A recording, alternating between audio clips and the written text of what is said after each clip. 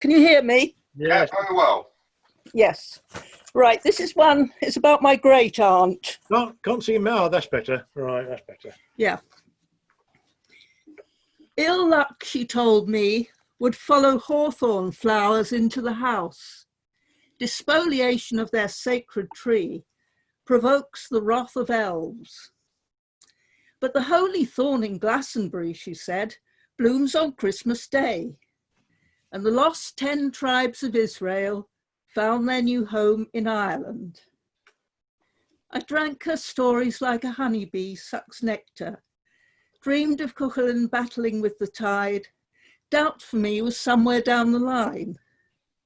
Since then, I've learned to take all stories with a pinch of salt, but hawthorn flowers never cross my door. I never trust the elves. Funny. Okay, for another one. Oh, yes. Yes, of course. This is called Normandy Common Pond, March 2, 2020, and it's a lockdown poem. This little lake has now become our ocean, its island our terra nullius, our Australia, its lazy runnels winding through the woods, the rushing rivers of our sunken world.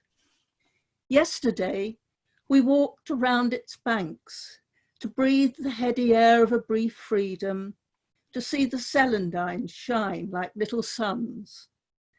The branches of the willow tree reached down to meet their shadows in the water, and the new leaves shivered beneath the sharp touch of the cold March wind.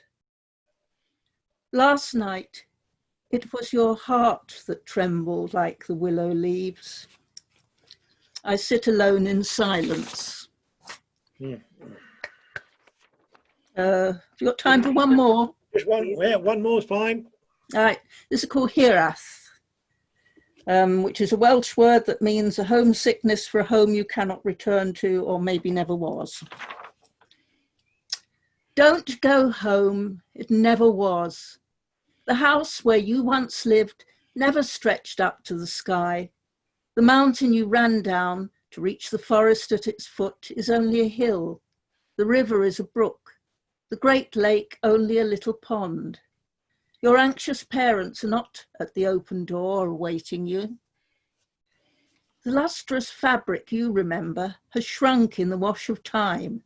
Warp and weft matted, colours run. Move in your mind's eye through the meadow, waist high in flowers.